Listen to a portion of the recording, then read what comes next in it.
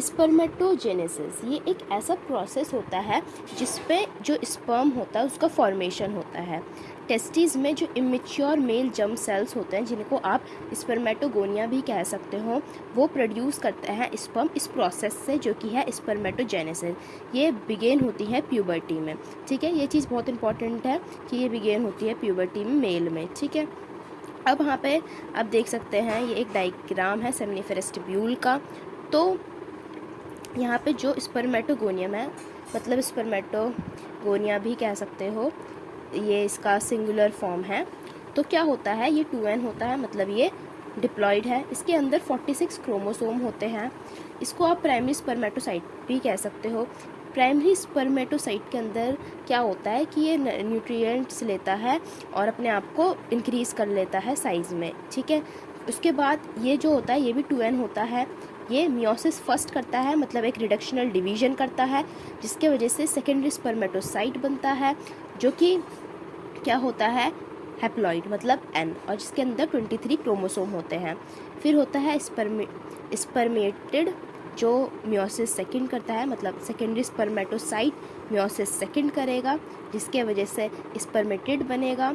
Spermatid जो होता है उससे स्पर्मेटोजोआ बनना, ठीक है, उसको स्पर्मियोजेनेसिस कहते हैं। तो व्हाट इज़ स्पर्मियोजेनेसिस?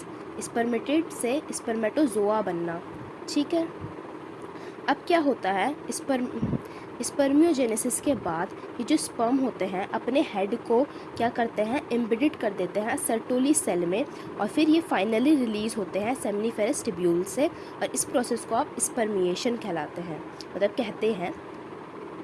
ठीक, तो आप इस डायग्राम में अगर यहाँ पे देखें तो ये सर्टोली सेल है और ये जो स्पर्म है वो आके अपना हेड को इसमें एम्बेडेड कर दे रहा है।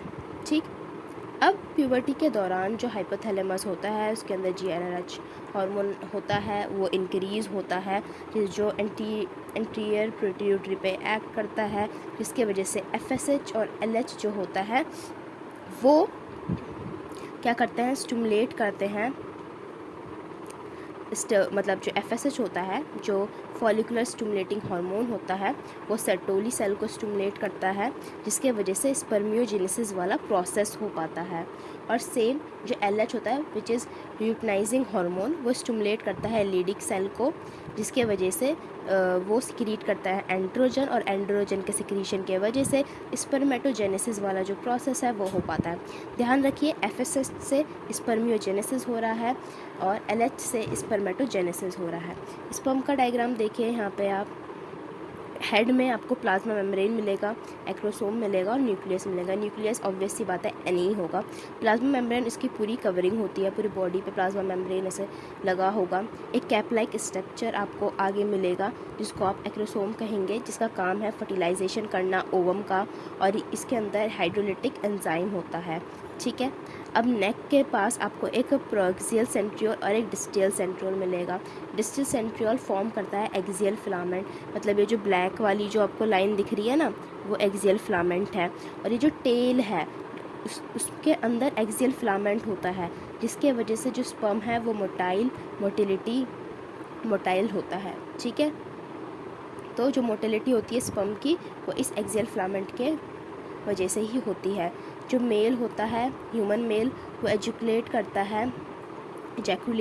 है 200 से 300 मिलियन स्पर्म एक सेक्सुअल इंटरकोर्स के दौरान, और एटलीस्ट 60% नॉर्मल फर्टिलिटी के लिए 60% के पास नॉर्मल शेप और साइज़ होना चाहिए, और जो 40% हैं वो विगरस मोटिलिटी को शो करने चाहिए।